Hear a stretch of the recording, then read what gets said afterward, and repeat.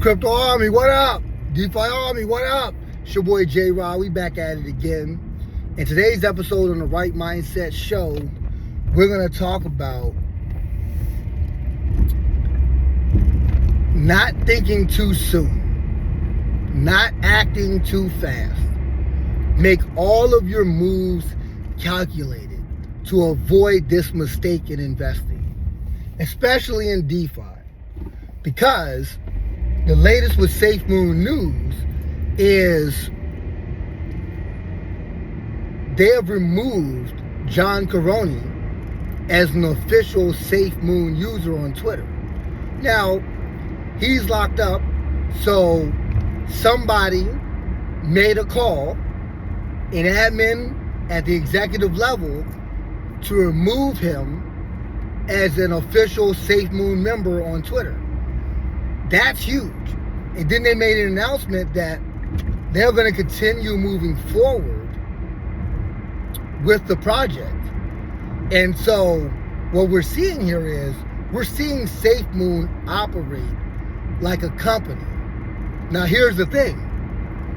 What makes this unique and why we shouldn't act so fast is, and be so quick to just drop Safemoon, not dump it. I'm not talking, not financial advice. I'm not talking about buying or selling, buying dips, holding, whatever. I'm not talking about that. I'm talking about simply as keeping an eye on it. Why we shouldn't be so quick to drop and walk away from it is companies survive. Even with bad CEOs, they get rid of the CEO, instill a new one. They're talking about WeWork and they're making WeWork a joke. But here's the thing. WeWork filing for bankruptcy. I was watching a video, shout out to Plain Bagel.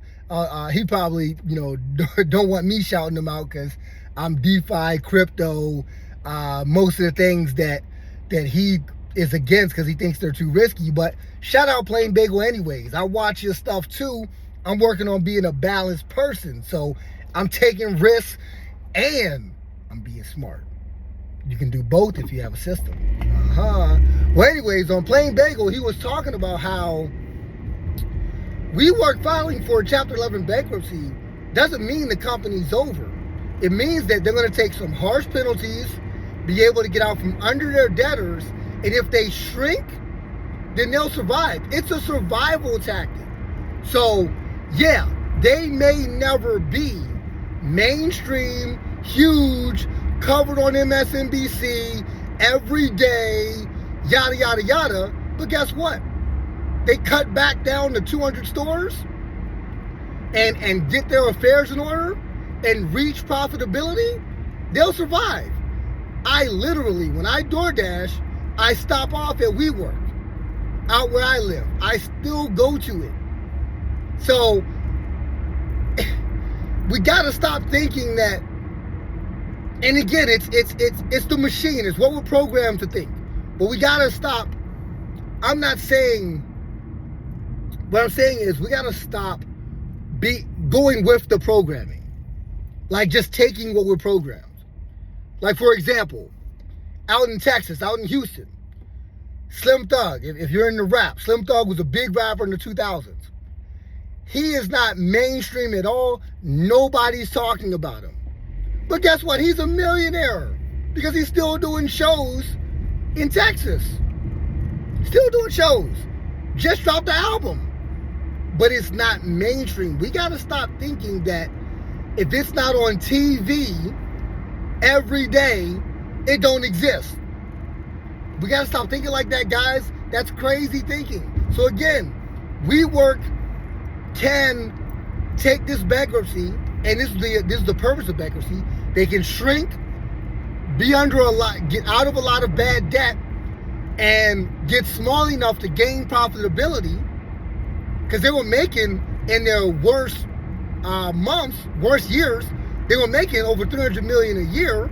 So if they cut that back, get out from under the debt, shrink their expenses, and make, let's say, $100 million a year at, say, 150, 200 stores, drop down from 400, then guess what? They'll survive. But they won't be on TV again, so they won't exist, huh? We gotta stop thinking like that, guys. Stop letting.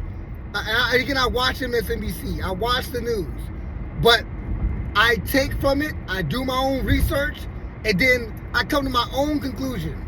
I bounce that off several different sources. We gotta stop thinking that because it's not on TV, it don't exist. You know, or it does exist because it's on TV.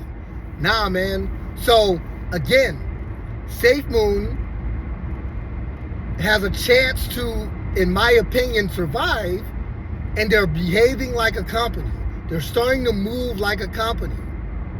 Now, again, in my opinion, not financial advice, they will skyrocket if Caroni wins the case.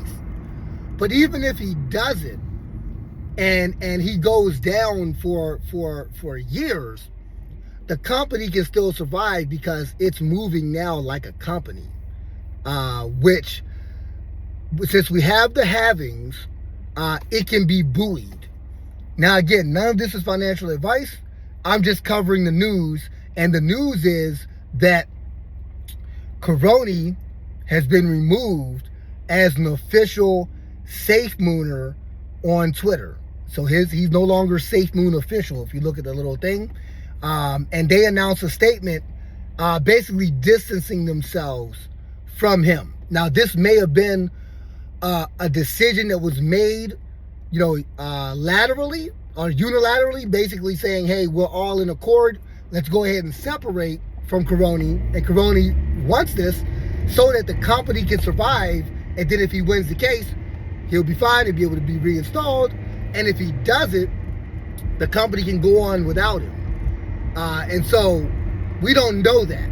All we know is they removed him as Safemoon official. So that means somebody was able to use the account in admin and remove him. And then we know that they made a statement distancing themselves from him, obviously due to the case, which is all good signs. So I'm covering the news, my journey, and how this relates to the right mindset. So the way this relates to the right mindset is, let's wait and see. I'm waiting and seeing. I'm being patient because the Safemoon community is huge, and that's really what you want to look at when you're looking at investments. You still want to look at the community, and it's a huge community. Now, my belief is that due to the halving and the fact that crypto will keep having these bull runs for the next century, Safemoon has a lot of opportunity to gain capital through the market expansion. Another thing they covered too was they are now going to not touch the liquidity, and they are blocking certain executive wallets. Now, obviously, for security purposes, they can't say which one. Like, let's get real. But we know which ones, right? Like, so Caroni's not going to have access, most likely, to those wallets. So, in a way, he's cut off. Now they may use company funds to help him in his case, but he can no longer access, most likely, allegedly, he can no longer access the Safemoon funds.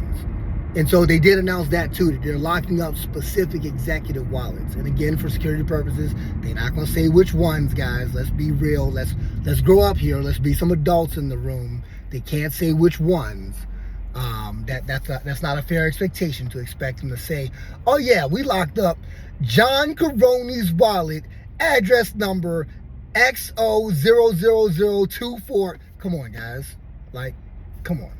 Like, let's be realistic and have fair expectations for this project and for this company. But again, patience, wait and see. That's the approach I'm taking, and I'm taking that approach with my investments. This is Safemoon, how it pertains to Safemoon, but really what I'm really getting at is patience, wait and see. Now here's the thing, with patience, that's also your hard times test your system and whether or not you have a system, right? So give an example. I'm investing in my system every pay period close to a small percentage of my income into Safemoon, Ethereum, Evergrow, ADA Cash, building my portfolio. Now here's the thing. Hardship tests whether or not that percentage is too high. So I'm not giving you my numbers, but I'm going to give you an example. Let's say I was investing 30% a paycheck into building my crypto portfolio, my DeFi portfolio. That's Safemoon, Evergrow, ADA Cash, XRP, Ethereum, Bitcoin, all the stuff I'm into. Let's say I was investing 30% a paycheck. That's too much. So if hard time comes and I get anxious, then again, with patience, the question isn't, do I not buy Safemoon? Do I sell Safemoon? The question is, am I investing? Is my system, is the percentage too high? 30% is too high.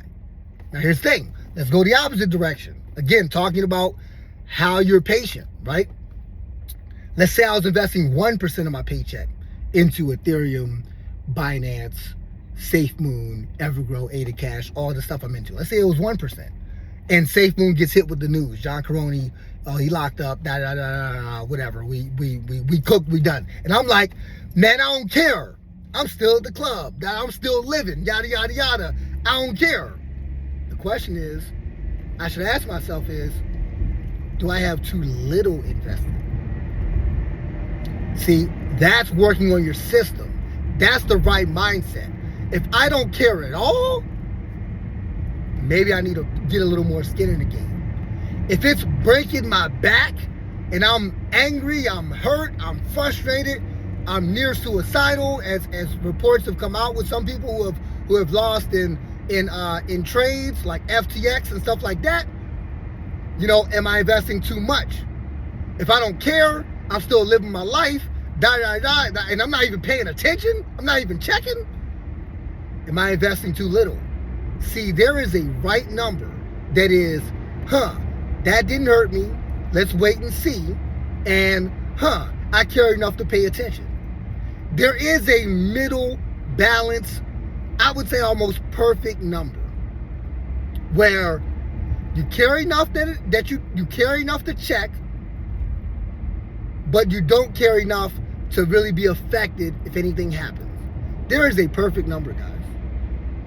And I say our attitude in developing patience and building the right mindset should be finding that perfect number for the perfect system. Have I found the perfect number? I don't know.